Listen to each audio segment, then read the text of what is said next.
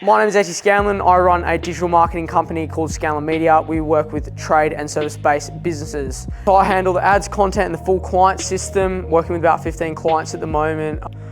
So I want to know, can I just have a quick show of hands, who here is already running Meta ads? Who's interested but maybe hasn't started yet? Cool. And who's skeptical they even work? Perfect. Well, the good news is that what I'm going to talk about today applies to every single one of you. So sit tight and take some notes. You've got two main options. You've got Google, which is search engine optimization, which is basically ranking your business higher on Google, and also search ads. And then you've also got Facebook or Meta ads, which is Facebook and Instagram. When you scroll, you see the ad. Now, I like to compare Google to a billboard. It's sort of like you put it up on the highway. If you've got a car and you drive past it every day, that's Google. It's just not as precise as Meta is, right? They're like a billboard, as I said before. So when someone Googles, say they might Google plumber near me, the unfortunate thing with that is that you might already be competing on price before you can even get on the phone with people. Compared to Meta, Meta knows everything about you. It knows your age, your income, your ethnicity, it knows your income bracket, where you live. It can even see what you've bought on the internet, and there are some weird things that I've seen from people.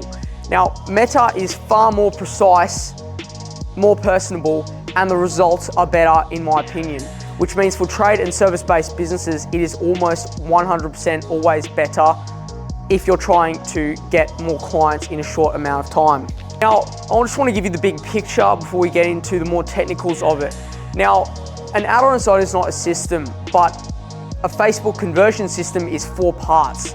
You've got the ad. This is what is stopping your clients from scrolling, or your potential buyers. It's saying, this is the problem that you have, here's how I'm going to solve it. Then we've got our landing page. This is capturing the interest of your buyers and starting the journey. This is where you're collecting their lead information and saying, hey, I've got your information now, I can count you as a lead. Third is the follow-up. This is where you are following up with those other leads. Just show of hands, how many of you guys have thousands of leads, or even just leads sitting in a database somewhere that aren't being used? You're literally sitting on a graveyard of leads which could be used. Fourth is the closing stage. This varies from business to business, so that's sort of how you do your own thing. But the entire goal of today is to show you how we can take you from your customer first seeing you on an ad all the way to closing, and try to make that as efficient as possible. Ads expose the strength or weakness of your offer, right? So I have clients come to me sometimes and they may not have a great target market, or they just won't have tested. So if you're starting off in a new business and you don't have good positioning, it's not going to work out. But you guys have already filled out Josh's target market and ideal client persona thing at the start of the day, so you've got that. But just a reminder that you've got to make sure you have a good service first. Now, most of this stuff which I'm going to cover here, it's very technical. So what I'm going to do is I'm going to send out a resource pack to every single one of you in the room later in the week with a video guide on how to do this. Step 1, you sort out your offer and target market. You've already done that. Step 2, you're planning your creative. So that is your hooks, angles, and visuals. So sit tight. I'm going to show you how to do this in this next stage. And step 3, we are creating and publishing that so that our ideal client can see it. Now, when I say static, so static versus video ads, static is like an image ad, right? Who here has Instagram or Facebook? Who uses it? So there's 2 sorts of ads. I'm sure you get annoying ads. So there's 2 types of ads. You've got image and video, and there are pros and cons to both. Now, I personally much prefer video because it builds trust faster, it converts better, and it's normally just easier to run. So if you can record a video ad, this is just a video ad, so you're literally just talking to the camera, versus a static ad, maybe some words saying, come buy my thing, whatever it is. You can start with static ads, but try and get video happening as soon as you can. I recommend to all my clients, get started with video. Now, here's what you don't get anywhere else. This is how to actually script ads that are going to convert your clients. Now, I've looked at over 30,000 creatives in the past couple of years, and every single winning ad that I have seen has at least these 3 elements to it. This is for video ads. So the hook, this is the first 3 to 5 seconds of your ad where you're doing a few things. You're calling out your ideal client. You're saying, you've got this pain point. And then you are saying why you should actually stay on the ad and watch it, essentially. A good example of this was actually my client Darren. He literally just opened it just with his bulldog there, and then he got in, he called them out. He's in Melbourne, he does louvers and outdoor verandas too. And he said, Melbourne homeowners, are you sick of your backyard being too hot in summer and too wet in winter? Let me build you a beautiful outdoor patio. This got his client's attention and got them to keep watching. The value. This is where you're actually explaining how your system works. You're explaining how you solve that problem which you called out to them in the hook. I like to get the top 3 questions my customers ask me, so I can even talk to some of them and just say, hey, what are you doing? You know, what's going through your head in this moment? And I'm just answering those questions in here. Then the call to action. This is the whole goal of your ad. This is funneling into what you want them to do next. This can be a phone call, a text, an email, whatever it is. You want to take them to the next step and get them to take action with your business. It needs to be clear, specific, and set an expectation. Now, here's how to test ads. Testing ads is so important, all right? And ads takes time, it takes money, and it's hard. People who test ads badly and say that ads don't work is like saying, oh, you cook one meal, you burn it, and then you decide you can't cook. You have to keep testing and making sure that you can actually get that result, because once you crack ads, it's amazing. It's completely scalable and it can blow up your business. It's just getting there is tricky. Now, I like to use an approach called the sandwich approach. Let me know if this doesn't make sense.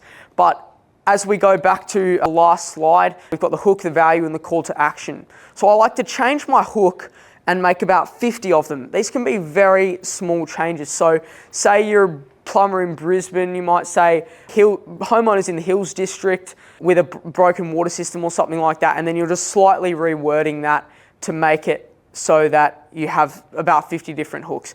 Then you're creating one value for each of these hooks. So that means that you've got 50 hooks with 2 to 3 body scripts and 1 call to action. This is going to give you 150 creatives which you can test and see which one does the best for your business.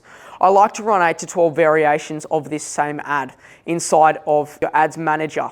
Now, that's also going to be included in this step-by-step.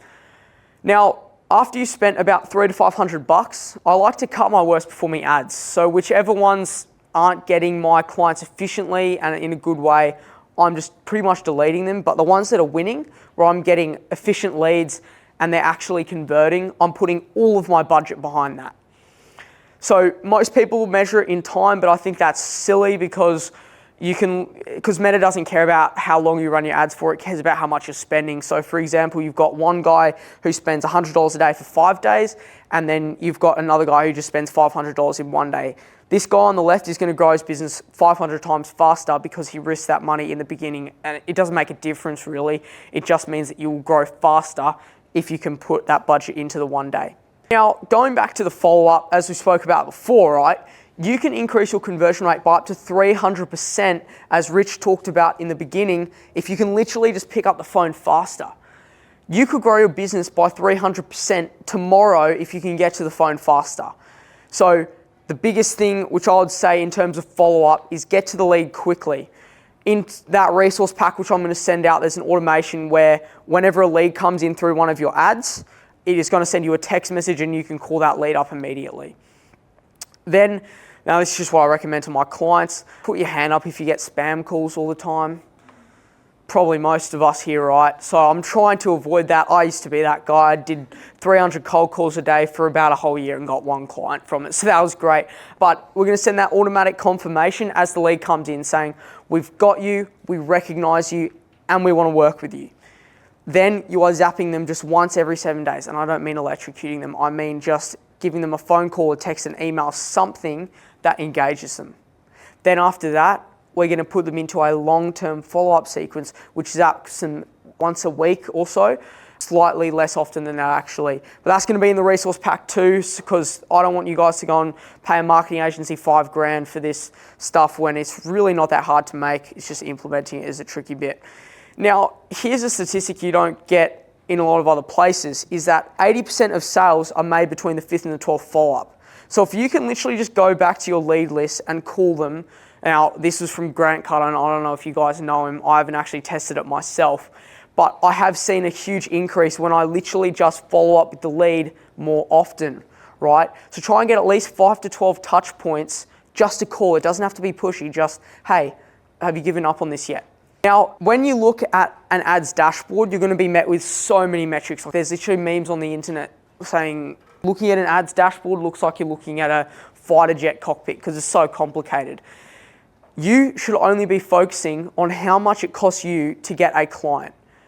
But you should be focusing also slightly on cost per lead. So that's how much it costs you to get a client's details. Second is lead to customer conversion rate. So how many of the leads that you're getting are actually converting? And third is return on ad spend. How much did you spend and how much did you get out? But remember, the only reason why you started marketing in the first place, the only reason why you're doing this is to get customers at an efficient and cheap rate. Another little tip is in Facebook, there's a lead status, and also if you use Cigar High Levels, amazing, totally recommend it to everyone here. Just update your lead status. It makes it so much easier for yourself if you want to go to Resvita and learn how to figure out how to scale your business. If you can just put a little note next to each lead and say when you first contacted them and what the plan is from here, it will make your life so much better because you'll be able to look at that data and then make an informed decision on that. Now, small businesses literally now have the same marketing power that was reserved for Fortune 500 companies 5 to 10 years ago, right? A one-man band can outperform companies like 10, 20 times their size because they can get on a software and press a few buttons, basically. And that's available to every single person in this room. Now, the economy is tough right now. Interest rate hike yesterday. There's stuff going on, but there's still a big opportunity for this. And don't forget why you start ads in the first place, right? It is to get customers at a good rate and good quality. So don't forget that. And once you've got ads going, you can just pump more money into it, and that's how big businesses grow. Because referrals are not consistent. And personally, I think it's the best way of marketing is through Facebook ads. I'm going to send over those resources in the next few days. I hope you all took one valuable thing from today. I appreciate Josh and Resvita and Craig for having me here. Thank you all so much. I know years ago you used to be able to manipulate Google using the algorithm to put you at the top of the search results. Have they cracked down on that yet, or is that still happening? That is still happening, but it's so much more expensive, and in my opinion, it's not even worth it. It depends. If you're doing handyman services, you probably are, but if you're selling a package that is scalable and it's a similar thing for every single client, I think it's much better doing Facebook because you're running it directly to who your ideal client is. Whereas on Google, I might need help with this, so you can do multiple different services in there. Does that make sense? Yeah, sweet. Any other questions? Alrighty, thank you guys.